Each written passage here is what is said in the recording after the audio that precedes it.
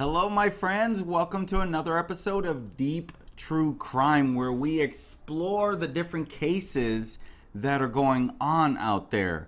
I'm Manny Rodriguez. Welcome to another episode of Deep True Crime. My whole focus is to keep you updated on things you should be aware of as human beings and trying to understand human beings. And so when I say that like that, I simply mean be aware of your surroundings. Love people, but you never know who is who. And so welcome to another episode. I'm so happy you're here. Today I'm going to share with you the top stories that have gone on over the last 48 hours. I'll be right back. Don't go anywhere.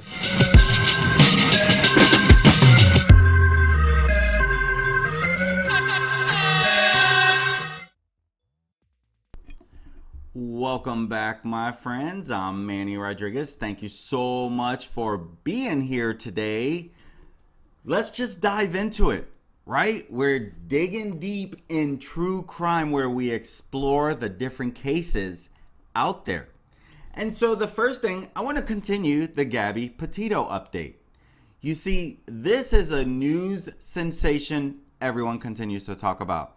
And I think it's going to stay in the news while Brian Laundrie is still missing, is still hiding, is still running. Whatever it is that he's doing, it's going to stay in the news a little longer. Well, at the end of the day, it should, because this is a horrific tragedy. A young couple, two people, young, 22, 23, go on a cross-country van life living world, should I say, and one comes back. And that one that comes back doesn't talk, doesn't say anything. There's no doubt there's more to this story, but until we get Brian Laundrie, we won't know. So let's go ahead and dive into these updates here, right?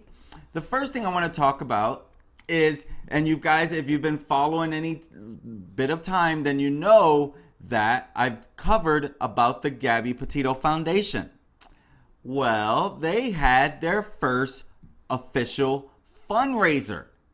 Awesome, right? So, let's see, I don't want that up there. So, Gabby, the family, they're trying to turn their pain into opportunity to serve more people, to make more people aware.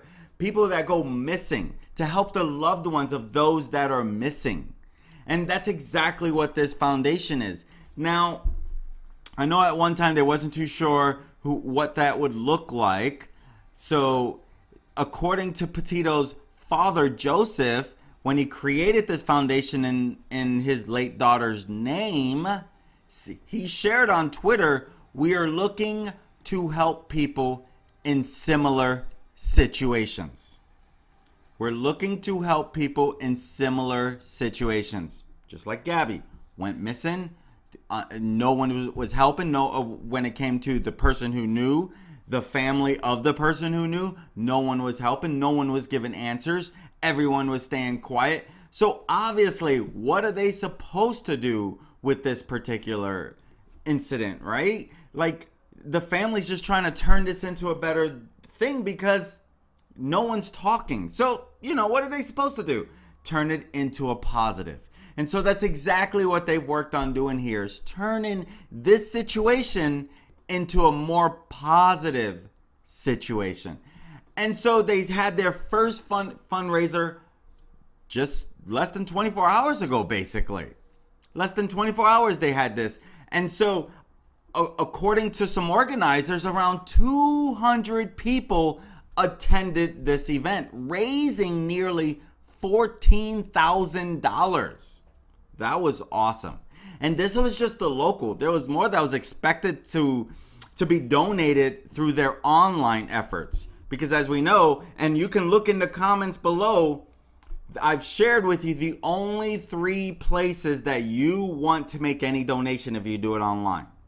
And so they had their first official fundraiser right there in New York. It's Patchogue, something like that, Pachogi, something along those lines, on Sunday.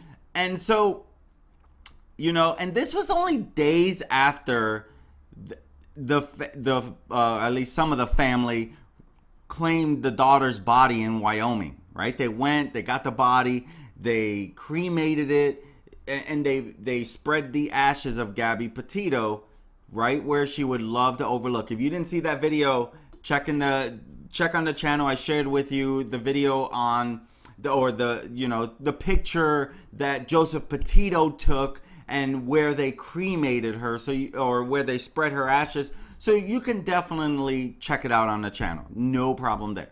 And so, as we know, Brian Laundrie, he's now been missing since mid-September. Like, literally. No one even knew the exact date because the family was saying one thing when the facts were another. And so he's just a person of interest, but we all do believe he did this. And even he has his own support, right? He has his own support. I don't get it. To each his own, I don't understand it. But even Brian Laundrie has his support. Now, the only thing I support is I hope he turns in alive so that if he kills himself, that's not really justice for Gabby. Him being found guilty or admitting to his guilt, that would be justice for Gabby. And the family. And even the name is slipping my mind, Nicole Schmidt, Gabby's mom. She wants vengeance. She wants justice. She wants Brian Laundrie to be held accountable for this. And she's made that statement loud and clear. So I'm so happy that they had their Gabby Petito Foundation and they had their first fundraiser. I definitely appreciate that.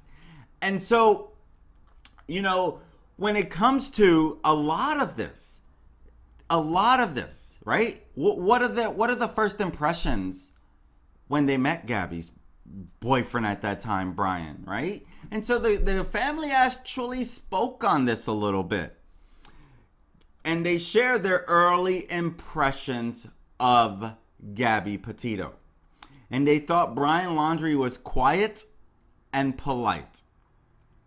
Now, anytime I hear about someone who is quiet, I'm always reminded of when my aunt used to tell me, be careful of those who are very quiet. And maybe it's a Puerto Rican thing. I don't really know. I don't know that I really agree with that anymore. Because you never know when a person is a quiet individual. My son is very quiet. He's always been quiet and shy, right? Am I going to think anything negative about that? Not necessarily. But anytime I hear that, I do think about that. It just stuck with me about a girlfriend that I had at the time. My aunt was like, be careful. And so they've been vocal. Gabby Petito's parents have been very vocal about, Gabby's disappearance since Brian Laundrie arrived on September 1st to home in Northport, Florida. And so, the family, Joe Petito, now granted they're not together, Joe Petito and Nicole Schmidt, but they appeared on 60 Minutes Australia. They have a great relationship. You can even tell their current spouses they all four get along great. They all got the tattoos. The two moms, the mom and the stepmom got the same tattoos as Gabby had. The dad and the stepdad, they got some wonderful tattoos. Again, you can find that on my channel. I might have to put the link in if I remember. And so, according to an article in the New York Post, Gabby's parents were worried when she told them about her road trip. But they knew that she had to make the decision for herself. Makes sense, right? She's becoming a woman. She has to make these decisions on her own. No matter how much you tell her don't do it, she can still do it on her own. So I could get that. Obviously, you wish you could do something different in hindsight with this particular situation. But they said, he appeared kind. He appeared quiet. He appeared like a polite person. And so, but as Joe added, she did look happy. But as we look more and more into this, it might not have been as great as people online perceive. Well, after you see that August 12th incident, absolutely, you're like, what the heck is going on here? I mean, he grabs her like this and even cuts her a little bit, causing it to kind of be a fresh burn.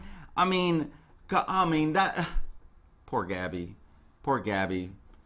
Hopefully we get some justice for you, Gabby. That's the whole goal. That's why I keep talking about this, so that we can keep our eyes and our attention looking for Brian Dirty Laundrie, because he needs to be held accountable for this. And truth be told, my thought process, I believe his parents need to be held accountable as well. Truly believe his parents need to be held accountable as well. And so that is the latest on the update around Gabby Petito. And so we only wait to see, will we know more soon? Hopefully. And so the next thing we want to talk about is Alex Murdaugh. We've been following the Alex Murdaugh little by little, the latest updates. I've not done a full video on the whole case around it, but we have been keeping up with this if you've been following top stories of the day. And so now come to find out that Alex Murdaugh actually sued himself. So we've been following about the housekeeper who lived with him for over 2 decades. We've been following it, right? The housekeeper lived with him for over 2 decades. And so we talked about the insurance scandal that he's now been arrested for. That was one of my newest ones when I started this new format on Deep True Crime. And so that was one of the first ones we tackled, was Alex Murdaugh being arrested as soon as he got out of his rehab. I was like maybe Friday or Thursday that I uploaded that. And so here he is, this once prominent South Carolina attorney is now in this scandal of insurance fraud, life insurance fraud, having to do with the housekeeper. Now, when I first read about it and shared it, I didn't have all the information, but more has come out since. That's exactly what I want to share with you, my friends. Let me bring that up. And so he coordinated with the housekeeper's family. So they're kind of in on the scam, the scheme to fraud the insurance, because he's an attorney and he knew how he would win. So he coordinated with her family to sue himself because she slipped and fell on his property. But he didn't disperse the money with the family as he was supposed to. And that might also be some of why he was forced to basically resign from the family law firm, his family law firm. Again, they were well known as attorneys in South Carolina. They were well known as attorneys. And so he coordinated, and then he took $3 million and didn't pay the family a dime. And so that's exactly what this whole life insurance fraud is basically about. And so he gets the money and he pockets it himself. Granted, why do they need to do this? I don't get this part. Like, why? Like, did she not already have life insurance? Or they're saying because she slipped and fell? Or I don't get that part. Insurance, as you know, they're not the friendliest about wanting to pay out, but they're friendly about collecting your money. And so I don't know. I don't know more in reference to that particular area to share on it, but to coordinate this with the family, that is shady on everyone's part. That part is shady. But again, that's the least of the problems when it really comes into the bigger, life insurance, whatever. They're being dishonest in their way on that. But number one, did he have something to do with that housekeeper's death? I'm still wanting to know that. Does he have something to do with the death of his wife, Maggie, and son, Paul? I'm Really wanting to know that, you know. I mean, there's a lot of shadiness around this guy. And as I shared, if you followed my video, he also hired a hitman to kill him so his life insurance can go to his only living child now. But it was a botched plan because the hitman shot him but didn't kill him. So it didn't work. His plan to kill himself didn't work. And he calls 911, and of course they do their own digging and find out more answers, and then, you know, of course they get the guy who admits, like, yep, he hired me to be the hitman. But here we are. He's still in the news again because he's literally coordinated with Gloria Satterfield's family to sue himself in order to seek an insurance settlement. And he was supposed to give the proceeds to the family to cover funeral expenses, to cover monetary compensation for her children. He pocketed the whole thing. Literally. He deposited more than nearly $3 million into an account he owned. And for some reason, he referred to this account as forged. I don't know what that means. I don't know.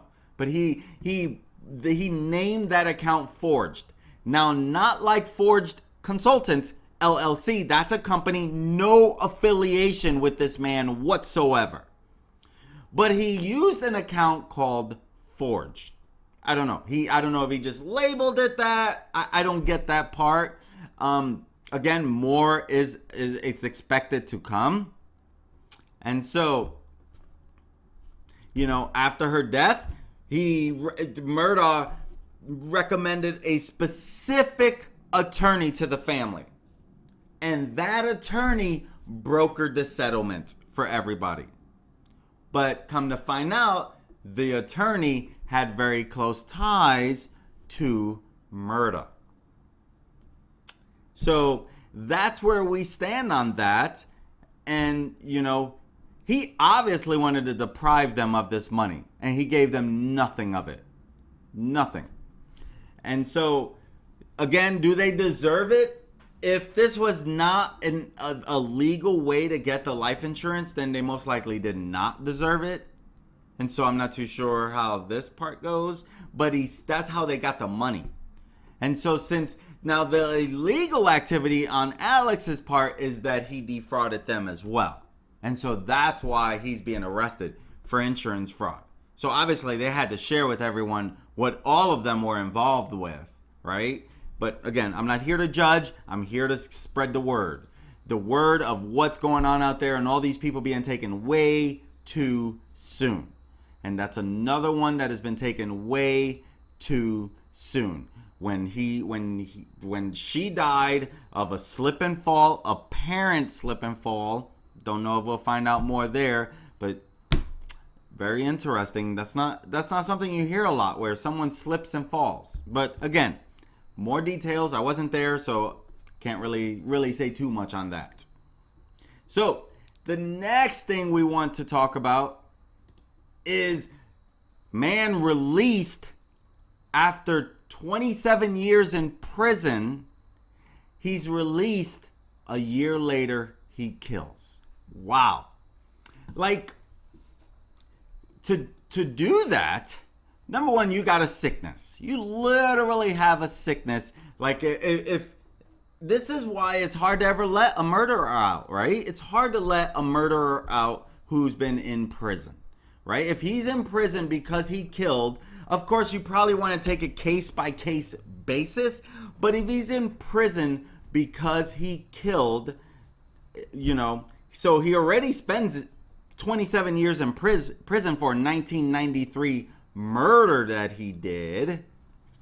And so now he's alleged to have killed a woman who was found dead in a canal very recent.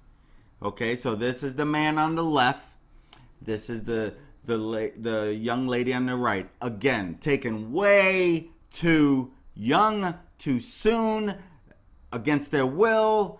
They weren't ready to go. Obviously, so much more life left. And so he was already convicted of a murder. He gets a second chance at life, and he scratches that away. Like that, I mean, you gotta really have a sickness. You really have to have a sickness in order, like, you must want to kill. But he must have talked to a parole board or whatever, and they felt him deemed to live in society, is my guess. I don't know. I literally don't know. And so Erica Maria Verdicia, she was found dead in a canal on Saturday. Well, no, not there. Let's see, what day was it? So she was, well, Eric was charged on Saturday for killing her, but she was found dead in a right there. Okay, so she was found dead on that same day, which was Saturday, a couple days ago. And so he just got out of prison on September 27th of last year. Okay, good. Yeah. And so he just got out of prison, right? And because of being convicted of a second-degree murder, served 27 years of a 40-year sentence. So he got out 13 years earlier. He must not want to be a free man. He must not want to be a free man. Because 27 years ago, he killed a 17-year-old girl when he was much younger. He's 54, so subtract 17 years. He was still in his 30s there, or something like that. And so he was like 20, early, who knows? He was early 20s. I don't know. That's a lot of math right now. But her mom is pissed, right? Her mother is upset. She's like, why did you let this guy out? I don't blame her. I mean, like, you feel like, oh my gosh, this guy was already serving this. If he was never let out and at least served out the 40 years, my daughter would be here. Obviously, he changes the trajectory of everything in this family's life. You know, and so, of course, Carmen is like, the mom, she's like, why is this guy in the streets? Why? He's going to pay this time. We're not going to stop until we see him in the electric chair. Now, I don't know if they have the death penalty down there. Maybe they do. But Erica was last seen on an afternoon of September 24th of this year. And that was the last time she was seen. And she has a young daughter. And now she is, you know, she was gone and she's like, this is out of character. This doesn't make sense. Where is Erica? She would not be away from her daughter this long. You know, and so they even had a posting out. Sunrise Police, our detectives could use the public assistance in the case. Here's additional information. Here was a missing case and missing person report. Okay. On October 12th is when they filed the missing person report. And so it was expected that she's been missing since September 24th. Incident location, last seen 8200 right there. And so they're asking for the public's assistance because they did not know where she was. They did not know where she was. And you can see she was 33 years old here and 5'7". So they filed this missing persons report, and of course, shortly after, they get more answers. And so, because on September 25th,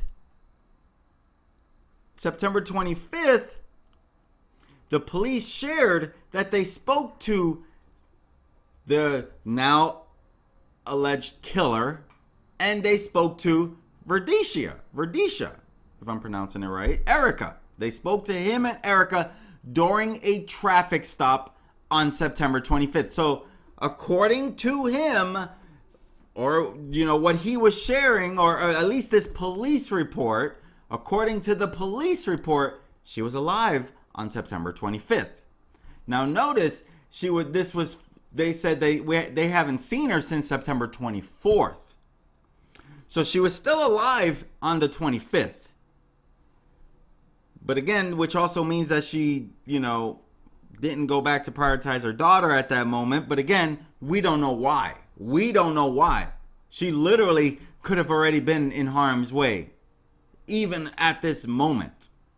Okay? But according to the report, Erica, was riding in his truck and did not seem in distress.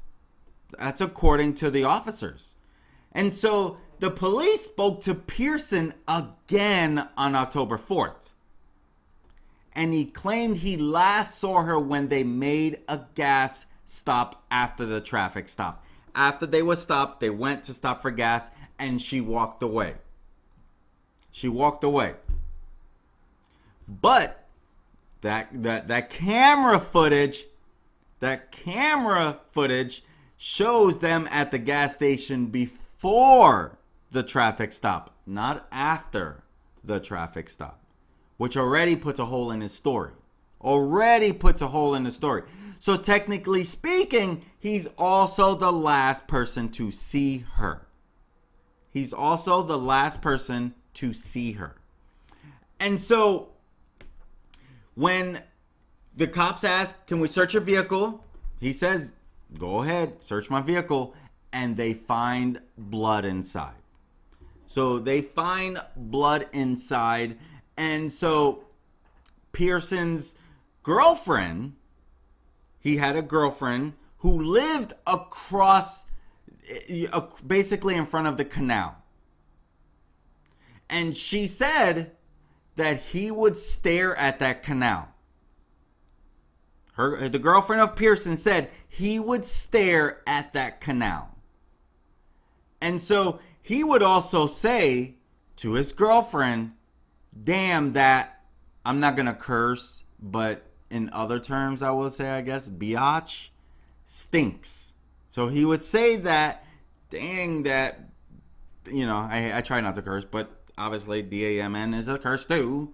He would also say, if they don't find a body, they don't have a case. So here he is staring at the canal, makes the comment to his girlfriend, if they don't find a body, they don't have a case. So he was either already kind of contemplating this stuff. Like, he must already been thinking of his next victim. And it was him thinking along the line. And so Pearson allegedly told police he did kill Erica on September 25th. That he did kill her on September 25th. He did say that much about it. And so we can only wait to see, okay, is it going to be all going, he's going to go through a trial or what? But on September 25th, the same day as the traffic stop, he stabbed her with a screwdriver 4 times. Now, that's what he said. So he's confessing to it, basically, and sharing what he did. Now, obviously, once the autopsy comes back and it says, yeah, that's 4 stab wounds with a screwdriver, well, that helps understand that he definitely is the one that did it. Right now, they always like to say allegedly.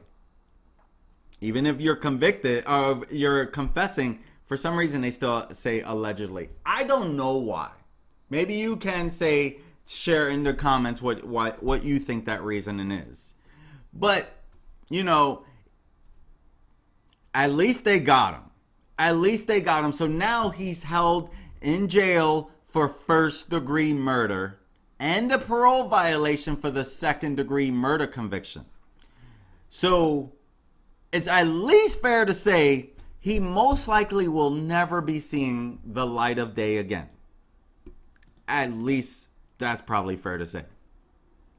Right? Probably fair to say that much, at least. So after he gets released, he then kills again a year later. So the last story I want to share with you is Olympic runner who was killed, and this is one of those alleged as well, but I like to share these even though it's not been put to the case and hasn't been finalized, because there's a lot of evidence that brings this stuff forward. You still got to say alleged because, again, innocent until proven guilty. But it is said that, interesting. 1 second here. Let me show you guys this. So the husband has been arrested for her killing. Let's bring that up. So a Kenyan Olympic runner, Agnes Tirop, he's finally arrested. I won't say finally, but she was found stabbed to death on October 13th in her home. So that was about 5 days ago. And so I believe he was arrested the next day. We're about to find out. And so she was found stabbed in her home, and now the husband has been arrested for her murder. And so two-time Olympic champion, you know, she's won two-time world championship bronze medalist. She was found dead in her home in Eton, a town in western Kenya. She had been stabbed to death. The following day, authorities announced they arrested her husband. And so he had been the prime suspect the whole time. But of course, you can't arrest until you have actual evidence, right? So he had been the prime suspect the whole time, but they had to make sure they had to get all their ducks in a row, right? So he was the prime suspect in this gruesome murder. And so finally he's arrested, and his name is Ibrahim Rotish, who was in a relationship with the athlete. You know, he was arrested, and he even tried to flee to get away. Like when they were on their way, and they got there, and he was just really trying to get out of there. He was trying hard to get out of there. And so investigators, you know, as he was trying to flee, they launched a manhunt to find this guy.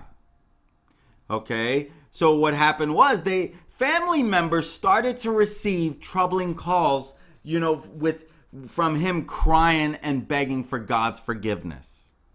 So this was what's leading up to also, like, why, you know, what does he need to be forgiven for, right? And so, you know, the authorities are called, and you know, the authorities believe they might have had a fight before her death. And you know, this is an athlete she was not done. She was not done trying to win that gold medal. She was not done trying to put her footprint in the world of running. She started becoming well known, you know, at the young age of 19 years old in 2015. That's 6 years ago? So she was only 25. She's in her prime. And so, you know, she even ran and represented Kenya at the Tokyo Olympics this past summer. So she just got done racing this past summer. I'm sure you're familiar with the Tokyo Olympics. It was all over, right? And so even last month in Germany, she broke the world record in women's only 10-kilometer road race. I mean, she loved running, and she was obviously good. I mean, she finished 4th at the Tokyo Olympics. She was really good at her craft. Really, really good. So you know she was taken way too soon with so many more years left. Rest in peace, my friend. You know, and this is the type of stuff. And the reason why I do keep bringing these cases up, because they remind me of the Gabby Petito domestic violence. And the more I cover these, the more I even know, like, wow, this is a problem. This is a problem. You know, I don't understand why this happens. That's not my job to understand. My job in doing this is to bring awareness so we know what to be careful for in our worlds. Period. Simple as that. That's why I even talk about these things, to bring awareness to what's going on out there. And there you have it, Olympic runner killed by her husband. And so we'll wait to see what happens after. You know, I'm sure that is probably going to be done. And he's going to probably see it all out and end up either in prison. I don't know if they have the death penalty. I've not checked if Kenya has, or, you know, or if that area has, if it has the death penalty. My friends, thank you for joining me today as we cover 4 new top stories that are in the 4 new top true crime stories that are in the news today. I'm Manny Rodriguez. If this looks like something you like to follow, please smash that subscribe button. I would appreciate it. It lets me know you like what I'm sharing. And my goal is always to get better. If you like true crime, well, this is a channel you're going to want to follow, because I just only want to get better and better for you, the end user who watches the content. I want to educate you. My friends, always be alert, see what's going on around you, and I look forward to serving you guys again. I'm Manny Rodriguez, and this is another episode of Deep True Crime. I look forward to serving you.